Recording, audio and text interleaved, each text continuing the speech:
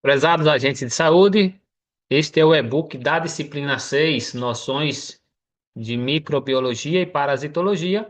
Vou falar nesse vídeo sobre as infecções sexualmente transmissíveis, portanto, é parte dessa disciplina 6 e muito importante que você conheça aqui os detalhes. Vou fazer leitura com breves explicações, de forma a favorecer ainda mais o conhecimento para esta disciplina. Uma preocupação entre as mulheres na minha comunidade é com as infecções sexualmente transmissíveis. Essas doenças também são causadas por micro-organismos? Aqui uma pergunta. Sim, né? São micro-organismos, né? Que causam também essas doenças, né? Podem ser, especialmente ali, claro, os vírus, né? Que é o mais conhecido, mais comum, né? Que é infecção mais por vírus, mas outros agentes também micro-organismos. Vamos entender aqui um pouco mais. São infecções sexualmente transmissíveis causadas por micro-organismos, que podem ser bactérias ou vírus. São considerados infecções sexualmente transmissíveis. Lembra que mudou aqui o nome, viu? Antes era DSTs, então hoje não usa mais como doenças sexualmente transmissíveis, mas sim infecções. Então essa é a literatura correta. Aquelas doenças que são transmitidas por meio do contato sexual sem proteção de uma pessoa infectada para outra saudável. Bem, o mais conhecido também aí é o HIV, né? Também conhecido como AIDS, né? O HIV é a sigla de vírus de imunodeficiência humana. Então, aqui a tradução, causador da AIDS, que é a síndrome da imunodeficiência humana, que ataca o sistema imunológico do indivíduo, né? Responsável por defender o organismo das doenças. Então, o que causa a morte, né, dessas pessoas que têm essa infecção, normalmente é essa fragilidade no corpo, né? Que vai sendo gradativa, né? Então, às vezes acaba não resistindo aí a algumas outras novas infecções, né? A uma pneumonia, né? A algumas outras doenças, porque o organismo já vai estar fragilizado. Portanto, ter o HIV não significa ter AIDS, pois muitas pessoas soropositivas podem viver anos sem nunca apresentar sintomas e nem desenvolver a doença. Entretanto, essas pessoas podem transmitir o vírus para outras pessoas não infectadas. Então, há casos aí, claro, daquelas que são acometidas, né, que veem sintomas, outras menos, né? Então, aqui essa informação também é importante. Formas de transmissão do HIV, além do sexo sem preservativo, né, outras formas de transmissão também são de uma mãe infectada para seu filho durante a gravidez, parto ou na amamentação, importante saber disso, né? Pela transfusão de sangue também acontece, né? Pelo uso de seringas compartilhadas, né? E por ferimentos com instrumentos cortantes não esterilizados. Então, é importante essas observações. O diagnóstico é feito por meio de exames laboratoriais de sangue ou saliva e testes rápidos, que podem ser realizados gratuitamente pelo SUS, também de forma anônima.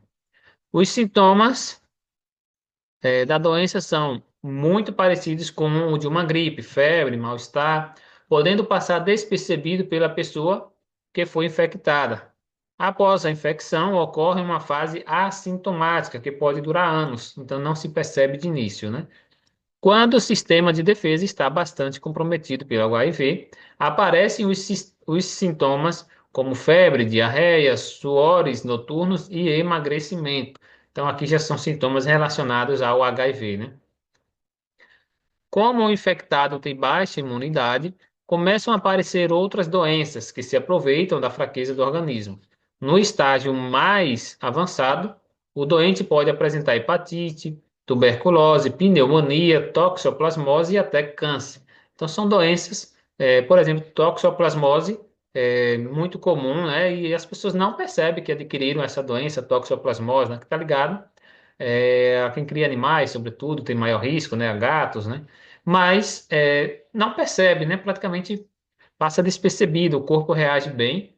E quando é uma situação em que a pessoa está já com HIV, aí sim, essas doenças elas se tornam mais fortes, né? O corpo não reage a freá-las. Então acaba que essas doenças podem aí serem o motivo do óbito, né? De levar ao óbito, né? Então, a hepatite, uma tuberculose, né? Então, pneumonia, como eu tinha mencionado, são doenças que poderiam ser tratadas, mas na pessoa que está imunodeprimida, isso acaba sendo letal, né? Todas as pessoas com HIV têm o direito de começar imediatamente o tratamento com medicamentos, para evitar que o vírus se replique. O problema está justamente quando a pessoa não toma, né, o TAV, pois o vírus se replica e diminui a imunidade, levando à AIDS. Esses medicamentos estão disponíveis também no SUS. É importante informar a população que a infecção por HIV ainda não tem cura e nem existe vacina disponível. Então, a doença é, ficou muito conhecida aí na década de 80, né? Mas, claro, já era muito mais anterior.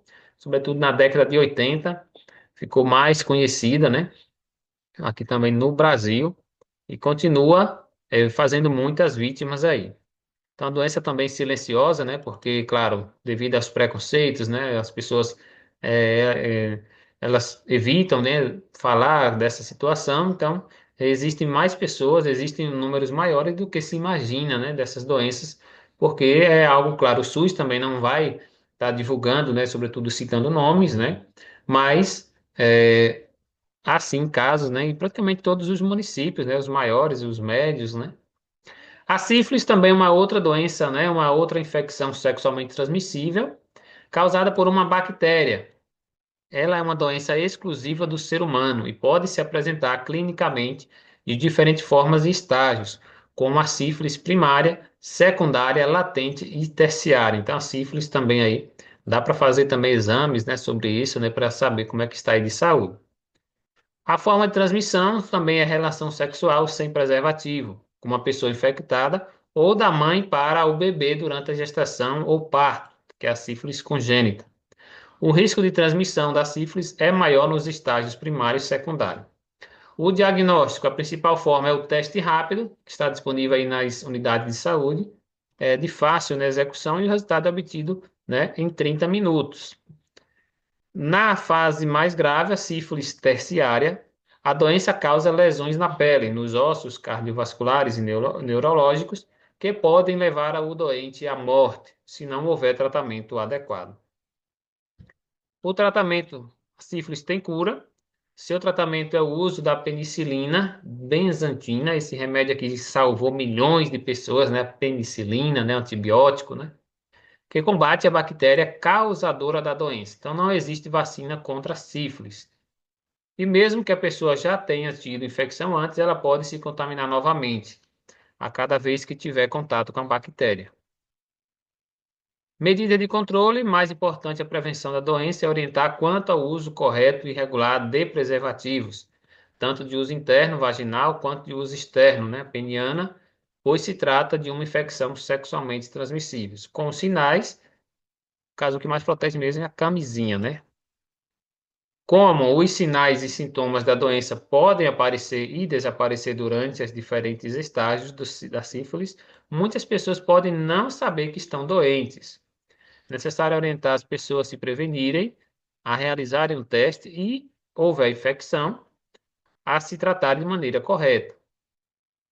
HPV é uma outra doença, né? O papiloma vírus humanos, é esse tipo, né? Que causa infecção. Infecta a pele e as mucosas da boca, do ânus e da genitália.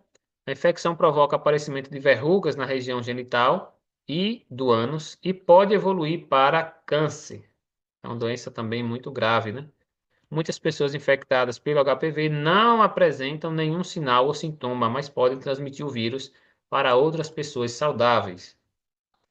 A infecção por HPV pode causar o câncer de colo de útero, é por isso que é tão importante aí, no caso, a vacinação para os adolescentes, né? Aqui diz, por isso é importante orientar as mulheres a realizarem periodicamente o exame ginecológico preventivo, né, do câncer de colo de útero, Papa Nicolau. A vacina contra HPV é a medida mais eficaz de prevenir contra a infecção. Então, atualmente, o público-alvo é composto de crianças e adolescentes né, de 9 a 14 anos, também incluindo os homens, né? Dose única, pessoas de 9 a 45 anos que vivem com HIV e AIDS. Pacientes oncológicos também em tratamento, pessoas com papilomatose e transplantados, então também podem ser vacinados com 3 doses. Pessoas de 15 a 45 anos, imunocompetentes, vítimas de violência sexual, então também podem ser vacinadas. Recentemente, pessoas de 15 a 45 anos que tomam profilaxia, também exposição ao HIV, foram incluídas no público-alvo da vacina contra HPV. Então, com essas recomendações, o Brasil é um dos países das Américas que mais ofertam a vacina. Outra forma de prevenção é a utilização de preservativos durante as relações. Como o papel dos agentes nas medidas de prevenção contra as infecções sexualmente transmissíveis, é importante identificar e recomendar o tratamento o mais cedo possível às pessoas infectadas e seus parceiros, além de orientar a população em geral para a prática, né, segura com o uso de preservativos. O agente tem também um papel fundamental em estimular as pessoas a fazerem os testes para saber se tem uma infecção sexualmente transmissível. Inclusive, na unidade de saúde faz. Lembre-se de que esses testes rápidos, HIV, sífilis e hepatites B e C, estão disponíveis nas unidades básicas de saúde. Então, pode combinar ali com a enfermeira, né? Claro, será que pode fazer hoje, vai fazer amanhã? Qual é o dia que pode fazer? Ou se vai fazer todos os dias? Isso vai depender da orientação de cada unidade de saúde, mas você, agente de saúde, procure saber com a enfermeira, né? O dia que pode estar indicando ali para que as pessoas procurem fazer. Ou também se faz como campanha no Outubro Rosa, Novembro Azul também, né?